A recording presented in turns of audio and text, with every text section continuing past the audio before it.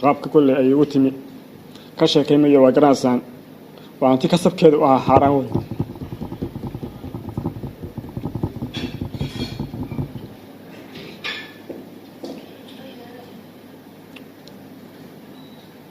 waxaan door biday inaanan hantidaanu ammaanteedu aysan isii raacin waxay raacaya ay yihiin camalka waxaan door biday inaan ilaahay dartii u laabto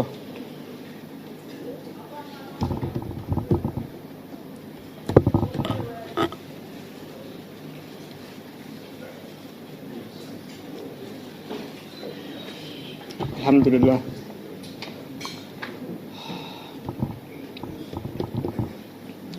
hantidaas aad aragteen Holiday City waxaa u malaya inuu ka kooban yahay 16 qol hoolkii shirarka 4 meheradood iyo mudulyaashii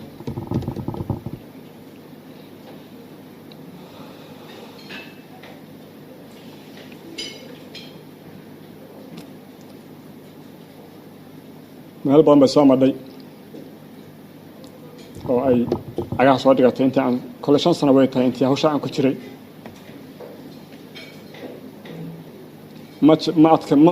ma sahlanayn kole in dadku ila qaataan inaan inta la ka tagay xataa waa la yiri quraan ku saar waa warantahay alxamdulillah ahalku iyagu waxay bidayeen ninkii shalay firfircoonaayo hawshan ku dhiranaa maanta inuu yiraahdo iyadoo inta baan ka tagaya waxba ka siiya bal horta waxa ogaada bay ka aadanaya alxamdulillah way la qaateen hooyo tol walaal ehl saaxiib intuba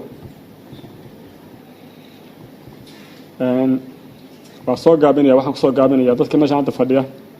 waan kala magacaabi karin oo aan wada garanayo waxaan markhaatiid ka dhigayaa hantidaas inaan uga tagay ilaahay dartiis hantidaas dad baa igala shaqeeyey guddi baan u waxaynay ku wareejinteeda iyo qaabkeeda guddigaasu waa guddiga xukuumadda masjid Umar bin Khadaab intuu ka kooban yahay tiradiisa waxaan maraya waraaqaha ku qoranta maxamed caawi waraaqays ninkiyaad guddigaas hantidaas waxaan ugu wakiilanay masjid ahaan baanu dokumentiga u qoray masjidka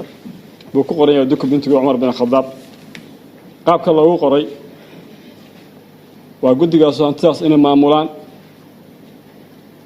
wixii fadwo ah oo shariicadu ay ogoshahay oo danaha khayrka lagu qabanayo ilaahay raali ka yahay inay ku maamulaan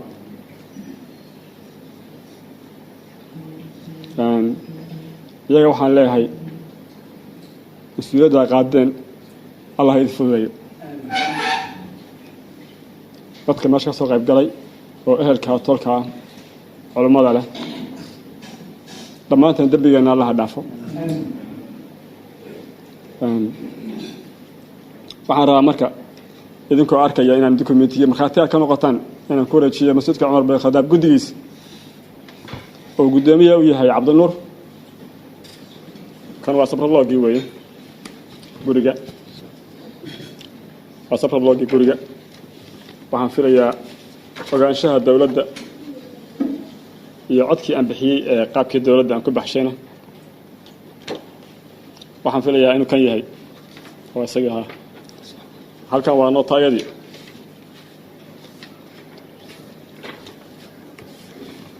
eelkii odayaashii guddigii idinku intaa ka koobnaydaan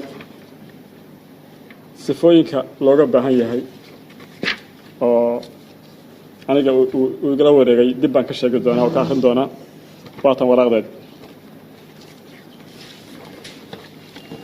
maamulkii iyo dawladdii iyo markhaatigoodiina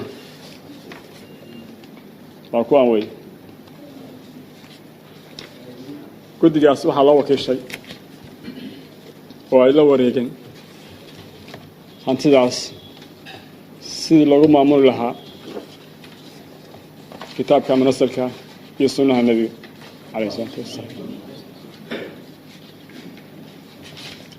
wax shuruuda waxaan ku xiraan maanayaa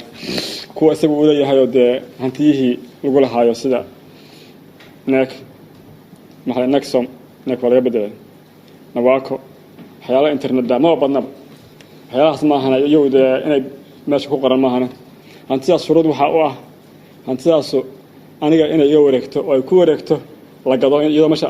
aniga aysan waqaf iga noqon iyadoo meesha ku taalla aniga aysan waqaf iga noqon sababtana waxaa keenay bilaadan baan ahay malkamad sugayo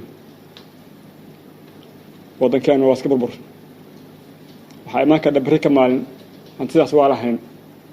inay dhacdo qoryaha soo gurto ehelkeeda dadku wixii aan markaas caqli badan ku jirin ama u muuqato hantida sidaa awgeed shuruud waxaan ka dhigay hantida in la gado oo la iibsho wixii laga baxshay markaas in wax lagu qabto ama dugsiyaha lagu dhiso wixii khayraad ah lagu qabto laakiin iyadu meesha iyadoo ku taalla inaysan aniga waqaf iga noqon saysan beri u soo laaban idinkuna markhaatiga waxaa ka aataan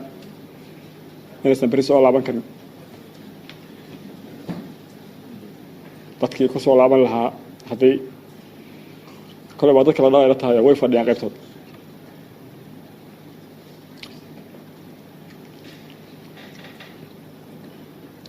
guddiga wax badan bay kala shaqeeyeen hadda hawsha aan ku wareejinaya allah barakeeyo hawshan allah u fududeeyo